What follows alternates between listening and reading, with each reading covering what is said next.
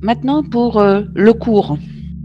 Je commence par la mythologie, parce que c'est par la mythologie que les Égyptiens anciens comprenaient leur vie, comprenaient leur monde et construisaient leurs œuvres et leurs monuments.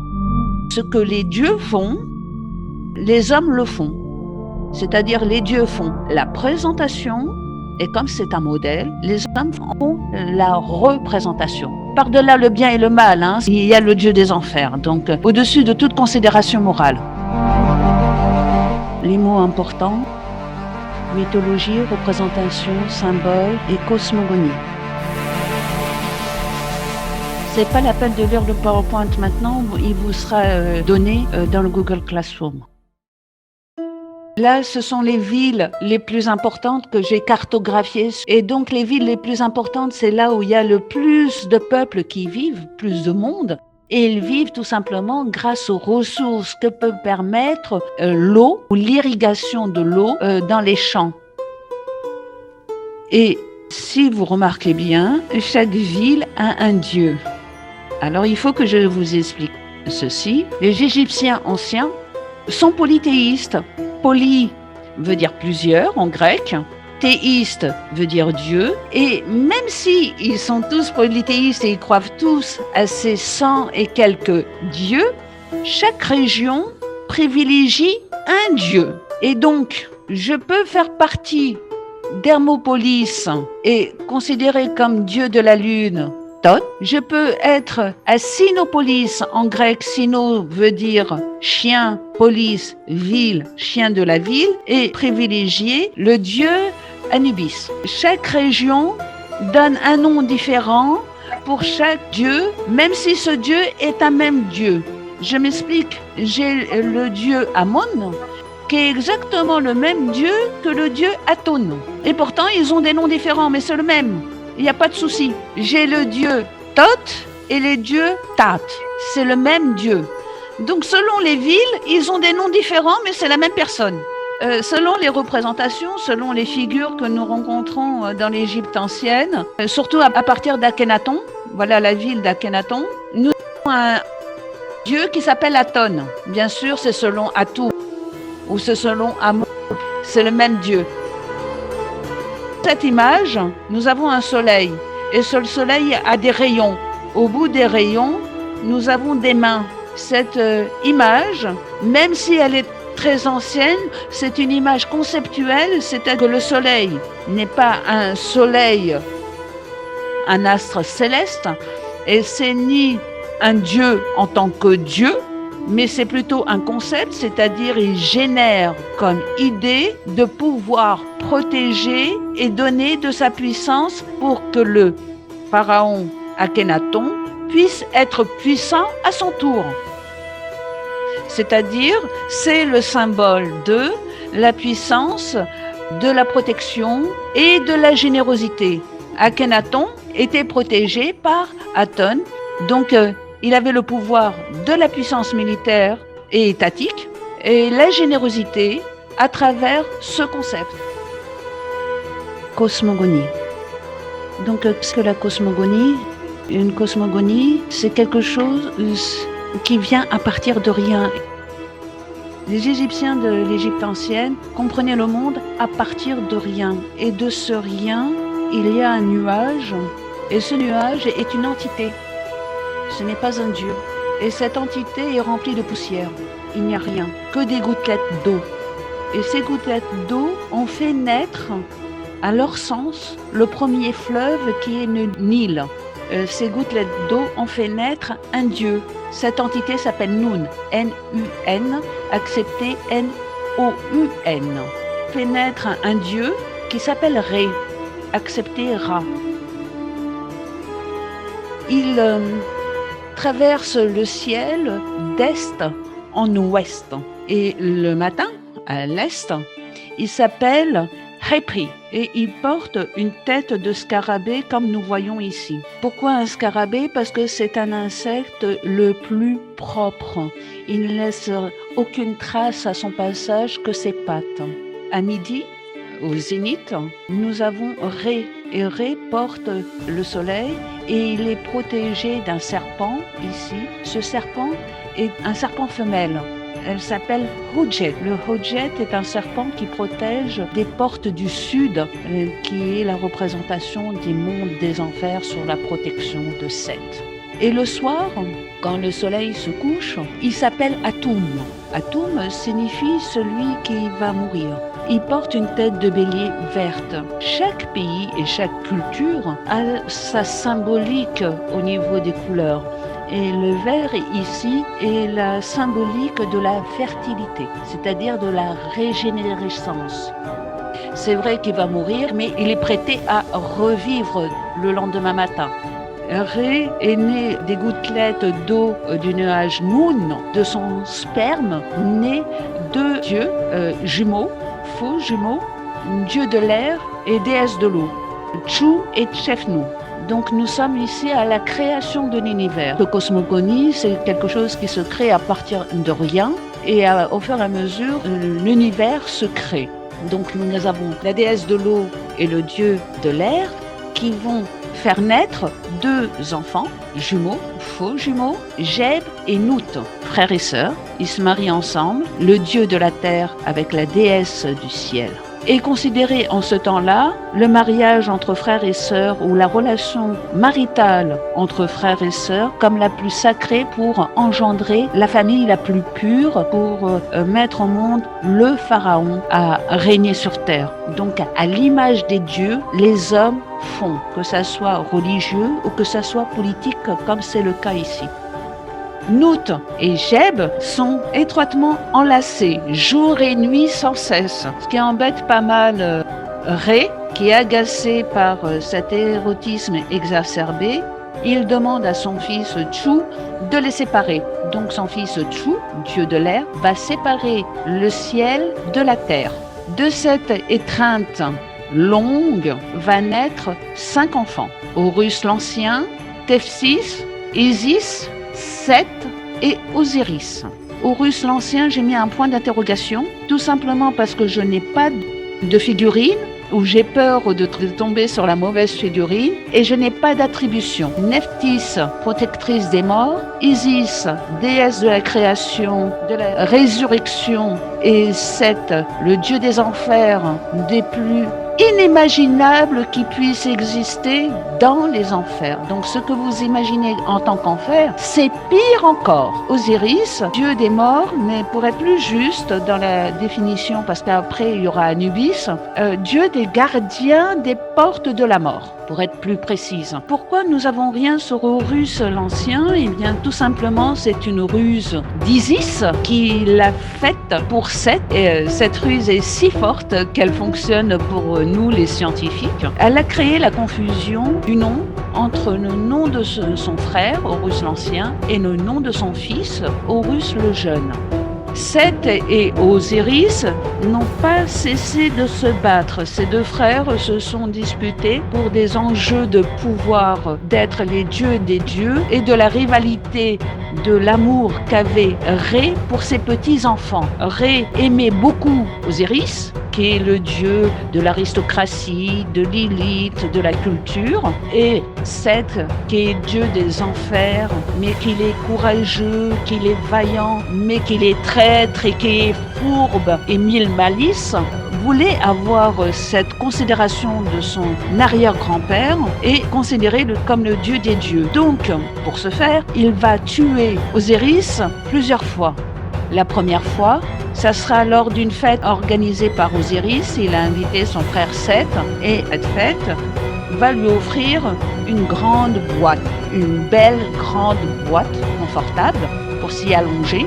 Et il va mettre ses serviteurs à s'allonger l'un après l'autre dans la boîte pour prouver qu'elle est sans danger et qu'il n'y a aucun piège. Osiris accepte ce cadeau, s'allonge, elle est à sa taille et elle est confortable. Tout de suite après, les serviteurs de Seth referment le sarcophage et voilà que maintenant, dans le rituel des hommes, au niveau du rite funéraire, quand on enterre les morts, on met les momies dans un sarcophage. C'est-à-dire ce que les dieux font, les hommes le font. Ce sarcophage, il va le lancer dans le Nil et le Nil va au flux du courant du fleuve envoyer le sarcophage en mer Méditerranée et ensuite là-haut en mer Morte à côté de la Syrie. Au bord de la plage, ça va rentrer dans les terres de Syrie.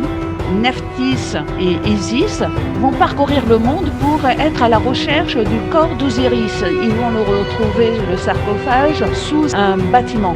L'empereur de Syrie va à la rencontre d'Isis et lui dit « Tu peux retirer le sarcophage à la seule condition.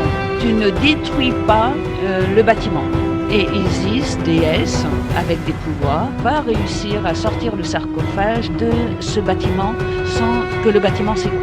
Ça, c'est la première mort d'Osiris. Déesse de la création et de la résurrection, elle va faire revivre Osiris. Seth est au courant qu'Osiris est en train de revivre et donc il va le retuer. Et il va le découper pour s'en assurer qu'il soit mort et bien mort. Il va le découper en 14 morceaux et va éparpiller par-delà l'Égypte les 14 morceaux. Isis et Nephthys vont récupérer les 13 morceaux qu'Isis va reconstituer le corps d'Osiris et il manque un morceau qui est la partie intime d'Osiris et elle a été mangée par un crocodile dans le Nil et donc elle a décidé avec de la terre de recréer cette partie intime et là nous sommes au niveau des hommes à la toute première création de la céramique. De ce phallus créé, ils ont une relation maritale et est engendré Horus le Jeune. Elle a appelé son fils Horus le Jeune pour que Seth, qui a tant voulu tuer Osiris, ne tue pas son fils, puisque son fils, celui qui va être le dieu des dieux. Et pour confondre sur l'identité de son frère Horus, va donner le nom d'Horus à son fils. Et la confusion est si grande qu'aujourd'hui, les experts scientifiques qui cherchent dans l'archéologie et qui font des études d'égyptologie ont cette confusion entre Horus l'Ancien et Horus le Jeune. Et comme moi, je ne fais pas d'études d'égyptologie, ce n'est pas mon souci, j'ai pas voulu rentrer dans cette dispute d'experts scientifiques en égyptologie et j'ai préféré laisser comme ceci ce que je ne savais pas. Les 9 dieux que nous avons vus s'appellent la première Énéade. N'ayez pas peur de ce mot qui est nouveau pour vous, ça veut dire tout simplement 9. C'est les premiers 9 dieux. Ensuite, il y aura les seconds 9 dieux qui sont issus du couple Osiris-Isis, Nephthys, Seth et Horus l'Ancien et je ne sais quelle déesse. Il y aura 9 enfants. De ces 9 enfants, pour la suite des événements, je n'ai besoin que de 2 dieux, d'Anubis et d'Horus pour étudier les œuvres et les monuments. Ici, nous avons Horus, le jeune, dieu comme son père de l'aristocratie, de la culture et de l'élite. Et si vous remarquez bien, à sa tête, il porte 2 couronnes. Une couronne blanche qui est l'attribut donné à la Haute-Égypte, l'Égypte du Sud, et une couronne rouge qui est portée à la Basse-Égypte, le nord de l'Égypte. Et donc là, même si nous sommes dans la mythologie religieuse, nous voyons qu'il y a un discours politique dans ce dessin à travers les couronnes. Ce qui est à savoir entre Seth et Horus. Seth, c'est l'oncle et Horus, le jeune, c'est le neveu, le fils de son frère Osiris. Seth, il veut être le dieu des dieux, mais il sait que par héritage généalogique, que ça va être Horus le jeune qui va être le dieu des dieux et mieux considéré par Ré. Donc il va le tuer. Isis le sait. Elle va suivre le combat qui se prépare entre Seth et Horus. Et voilà que Seth est prêt à tuer son fils, Horus. Elle transforme Horus en hippopotame. Seth se transforme lui-même en hippopotame. Et Isis veut tuer Seth. Elle lance un javelot. C'est Horus qui est blessé, c'est son fils qui est blessé. Son fils est fou furieux. Il enlève la lance de sa poitrine et il égorge sa mère. Il est triste, il est pris de remords et de regrets. Il égorge une vache, il le met sur le corps de sa mère et sa mère revit. en tête de vache. Maintenant, Isis ne s'appelle plus Isis, mais elle s'appelle Hathor, la déesse Hathor. Et la semaine prochaine, quand on verra la palette de Narmer, on verra que la tête de vache, Hathor, sous la protection d'Horus, Horus le jeune bien sûr. Et à côté, nous avons Anubis. Anubis est tout simplement le fils de Nephthys et de Seth. Il est le dieu des nécropoles. Nécropoles, je vous l'explique, c'est tout simplement les cimetières. Et le dieu de l'embaumement. L'embaumement, c'est la pommade qu'on passe au corps mort. Ré était fatigué des pièges et des turpitudes de ses enfants, de ses arrière-petits-enfants, qu'il s'est mis à pleurer, et en pleurant, il a créé les hommes. Dans la mythologie égyptienne, le bien et le mal n'est pas aussi clair. Dans le bien, il peut y avoir du mal, et dans le mal, il peut y avoir du bien. Je m'explique. Le dieu des enfers, l'enfer que vous ne pouvez pas vous imaginer, et bien Seth, c'est lui qui protège le soleil de la traversée de la nuit, c'est-à-dire le jour, le soleil traverse le ciel, et la nuit, le soleil traverse le souterrain. Il y a 1000 monstres. Mais la personne qui peut combattre et protéger le soleil de ces 1000 monstres des terres, c'est Seth. Mais là, le monstre qui est sous terre s'appelle Apophis. Donc c'est au-delà du bien et du mal. Ici, nous avons un obélisque. Un obélisque, c'est un monument qui est construit avec de la terre et qui s'élève au ciel pour honorer le Dieu céleste. Ça va, c'est clair ? Vous prenez un stylo, vous mettez sur une feuille, vous la mettez en haut de cette feuille et vous tracez un trait pour aller vers le bas. Donc là, vous allez de haut vers le bas. C'est la descente de la connaissance de Dieu sur terre à travers Adam. Et Adam est le premier être vivant sur terre et ça commence par Élif. Ici, c'est le contraire. C'est avec de la terre qu'on construit et on élève vers le haut ce parallépipède. C'est l'adoration des hommes sur terre envers le ciel, envers le soleil. Bien. Et comme j'ai un parallépipède rectangulaire, ça veut dire qu'il a 4 points à sa base. Pour pouvoir le finir, il faut un seul point. Si à sa base j'ai 4 points et qu'il se finit en un point, la seule forme possible, c'est la pyramide. C'est ce qui a donné l'idée de faire la pyramide. Et c'est sous Sésostris, pharaon Ier, qui a demandé à ce qu'on finisse l'obélix. Ceci, bien plus tard, va donner la forme des pyramides. Sur chaque face des pyramides, il y a des dessins. Ici, nous avons le dessin d'Horus sous la protection de Ré, qui est ici. Nous avons un pharaon sur la protection d'Horus. Et ici, nous avons les dieux de l'univers sous la protection de la voûte céleste. Ce sont les décorations qui se trouvent sur les pyramidons, appelées aussi Ben-Ben. Ce signe-là, on le verra plus tard, dans les pyramides notamment. C'est le Ka, c'est l'âme des vivants et l'âme des morts. Ka des morts ne meurt jamais. Exemple, si je vous parle de Socrate et de Platon aujourd'hui en 2020, ça signifie que je mets en vie leur Ka, c'est-à-dire même s'ils sont morts, à travers mon discours, ils sont vivants. Tout simplement, c'est le cas. Et le cas, c'est la réputation, c'est le souvenir, c'est tout ce qui reste après que la personne soit morte, ça reste, c'est le cas. Et plus le cas est fort et plus le cas est grand chez les pharaons, cet être humain mérite d'être pharaon, c'est-à-dire mérite d'être considéré comme un dieu et sous la protection des dieux. Ça veut dire que même si on n'est pas le fils d'un pharaon, on peut être pharaon. C'est le cas d'Inoptète, le grand architecte des pyramides. Aujourd'hui, ça reste un chef-d'œuvre universel. Ça veut dire qu'il a un cas très fort, mais eux-mêmes, ils savaient qu'il avait un cas très fort. Et Inoptète a été consacré pharaon, même s'il n'était pas pharaon, il était architecte. Même pas architecte, c'est lui qui a fait naître la fonction d'architecte. Et donc, il a le titre de pharaon. Là, ça veut dire que c'est plus qu'un souvenir et plus une réputation.